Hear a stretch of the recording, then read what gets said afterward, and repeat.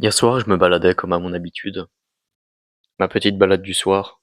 C'est là où j'ai mes meilleures pensées, c'est là où j'ai mes meilleures idées. Et en m'asseyant, en contemplant la vue qui était devant moi, je suis entré dans une espèce de rêverie que je vais te raconter maintenant. J'ai rêvé que je vivais dans une utopie, un pays parfait, un pays idéal. Et j'ai envie de te décrire dans cette vidéo les images, les impressions qui sont passées à travers mon esprit durant cette rêverie. J'ai rêvé que dans ce pays, où que tu ailles, à n'importe quelle heure, à n'importe quelle heure de la journée, du soir, j'ai rêvé que tu étais en sécurité, que les gens étaient souriants, amènes, gentils, sympathiques, que les gens venaient te demander si tu avais besoin de quelque chose, si tu cherchais quelque chose en particulier. J'ai rêvé que le climat était tellement détendu, paisible, pacifique, que les gens étaient heureux. Je voyais des familles marcher à travers le parc, à travers la ville. Et face à cette vision, je me sentais tellement bien. Je pouvais fermer les yeux, je pouvais me détendre, je pouvais laisser ma voiture ouverte, ne pas fermer les portes, je pouvais laisser les clés sur le contact, laisser les clés sur la porte, aller me balader, aller faire mes courses, aller visiter un ami dans la rue d'à côté, et revenir et retrouver mes clés, telles que je les avais laissées. Même après 2 heures à dormir sur le gazon, à regarder le ciel. Les gens autour de moi étaient, tout comme moi, contemplatifs. Ils n'avaient aucune agressivité dans leur voix, dans leur rapport, dans leurs gestes. Tout était beau, tout était relaxant, tout était reposant dans ce pays.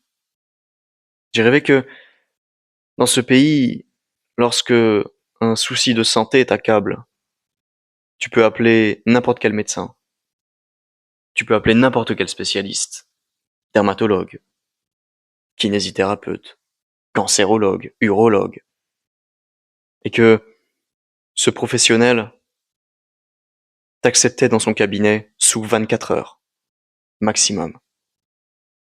J'ai rêvé que la médecine de ce pays était tellement moderne, tellement avancée, tellement innovante, qu'elle résolvait 95% des problèmes de santé qui lui étaient soumis.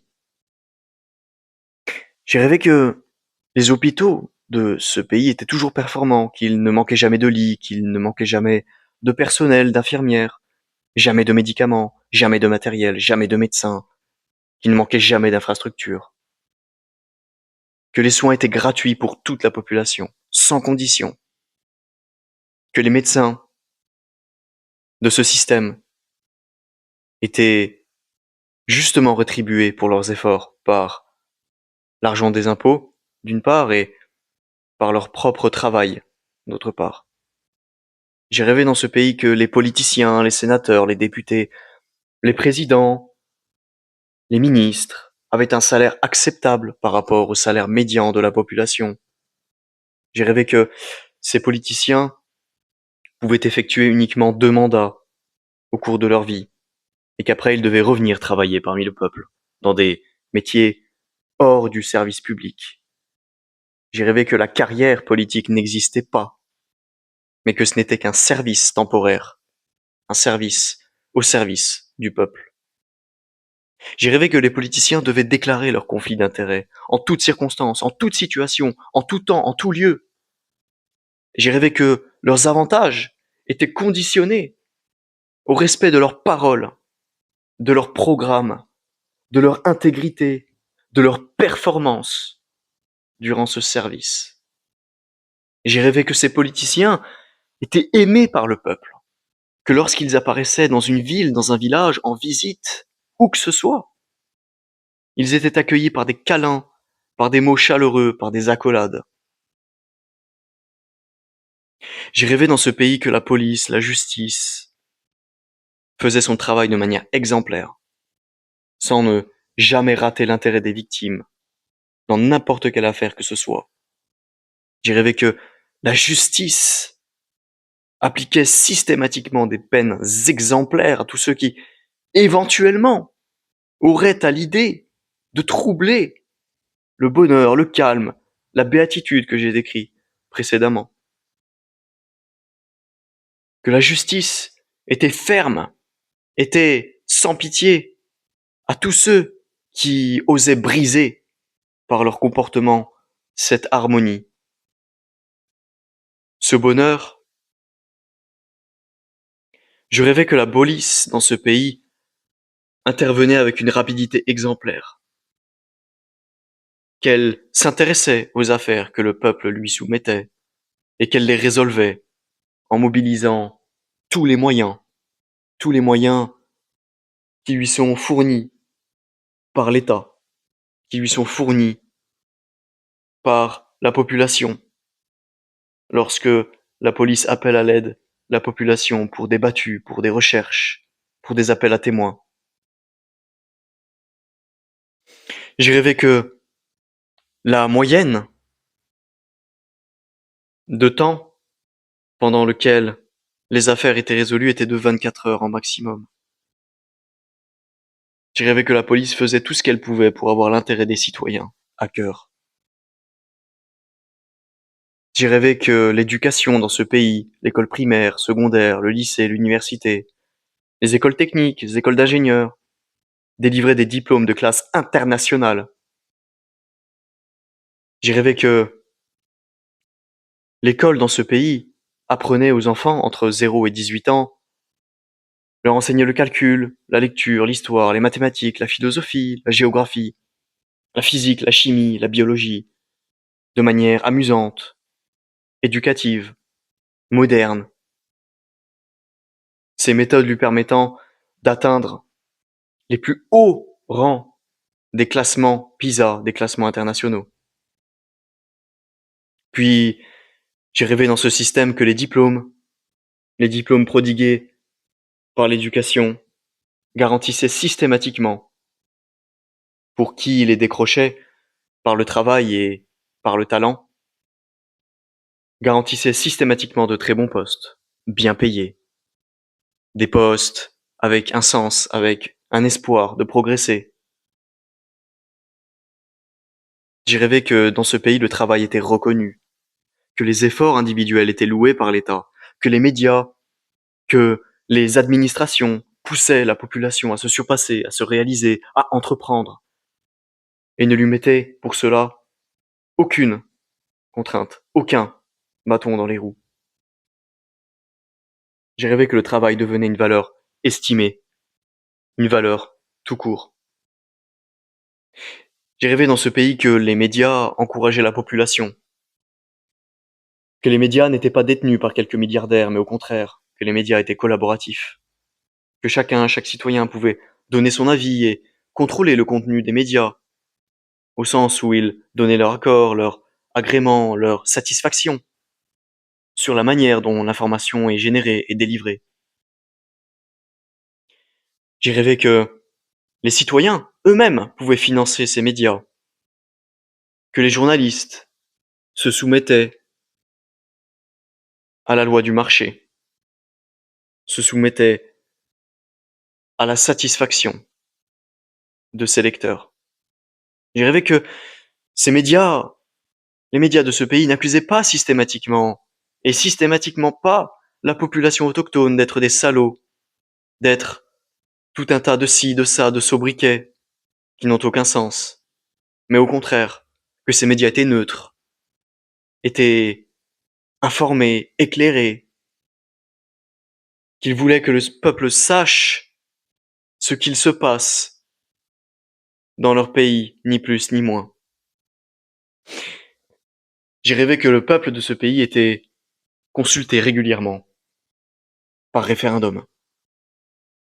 J'ai rêvé que les instituts de sondage étaient neutres, que la voix du peuple comptait, que lorsqu'un certain nombre de citoyens décidaient de convoquer une assemblée générale,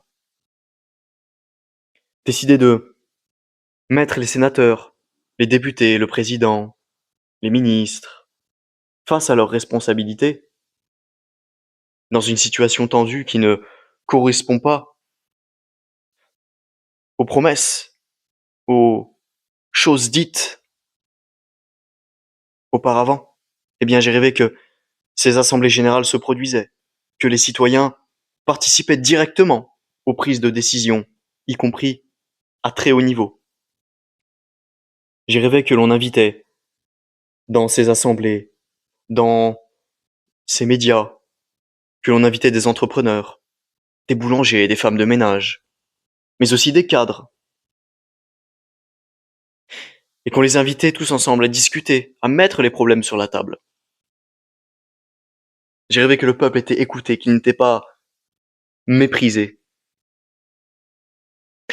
J'ai rêvé que les politiciens, avant d'être des politiciens, étaient des travailleurs, des entrepreneurs, des scientifiques, des artisans, des ouvriers, des inventeurs, qu'ils comprenaient le peuple et parlaient sa langue. J'ai rêvé que les diplomates de ce pays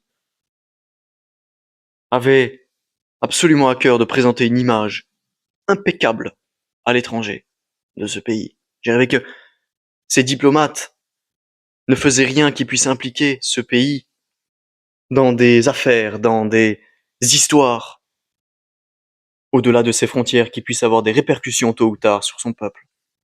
J'ai rêvé que pour chaque euro d'impôt que le peuple de ce pays versait à l'État, il y avait une transparence totale que chaque citoyen pouvait, en tout temps, en tout lieu, à tout moment, consulter sur un site internet dédié pour cela.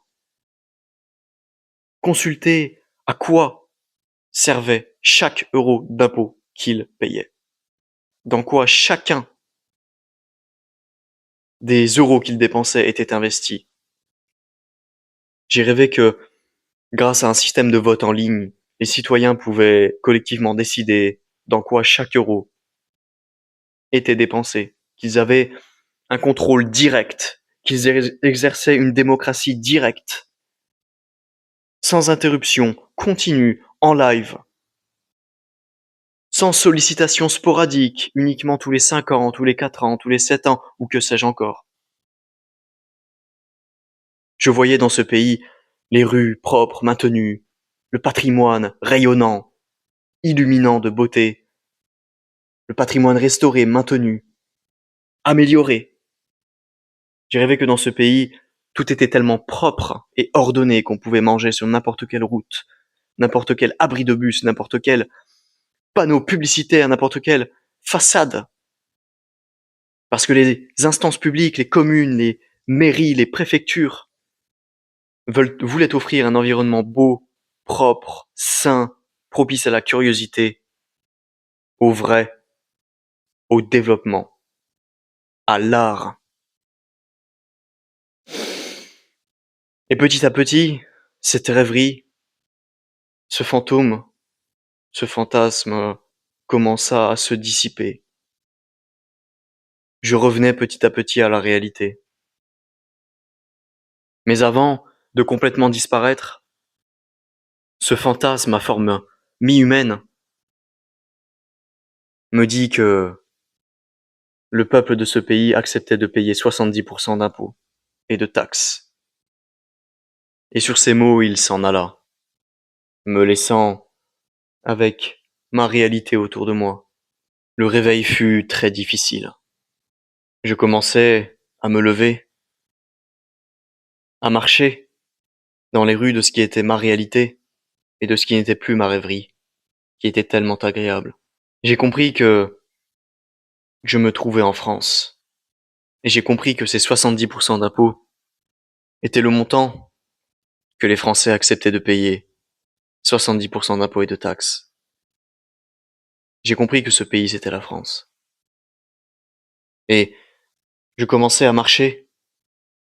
Je voyais que les rues étaient sales, que des rats, de temps en temps, venaient visiter les trottoirs et les piétons. Je voyais les bâtiments en ruine, négligés, remplis de tags. Je voyais les politiciens systématiquement corrompus, affairistes, égoïstes. ne pensant qu'à leurs propres intérêts. Je voyais des jeunes sortant du lycée, sortant de l'université, se plaignant que ce qu'ils apprennent est abscon, qu'ils se questionnent sur leur avenir, qu'ils se questionnent est-ce que cela vaut le coup de réaliser tel ou tel diplôme et qu'il vaudrait mieux qu'ils partent à l'étranger.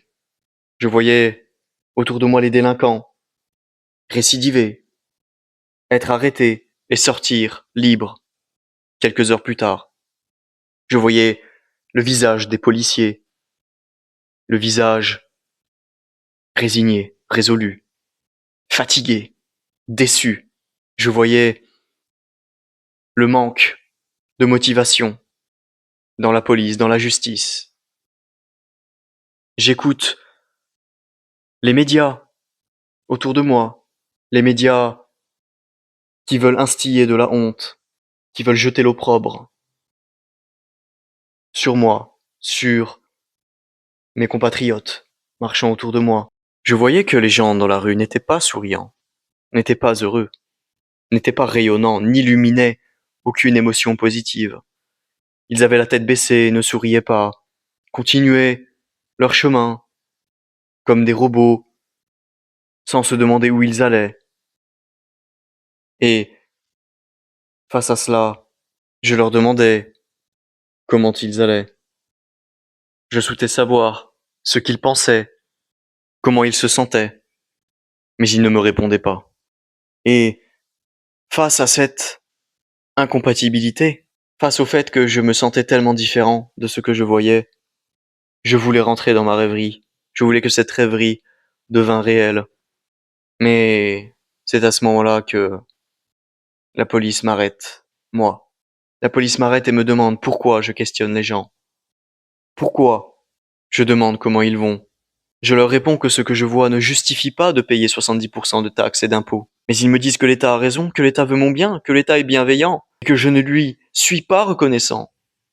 Et dans un sursaut, dans une fulgurance, tel Galilée, en son temps, lorsqu'il affronta les dogmatiques de l'Inquisition, tel Galilée, je décide de fuir, je décide de m'éloigner de cette société et de me rapprocher de ma rêverie. Alors je cours très vite, très fort, dans la première direction libre que je vois, et ainsi s'achève ma rêverie.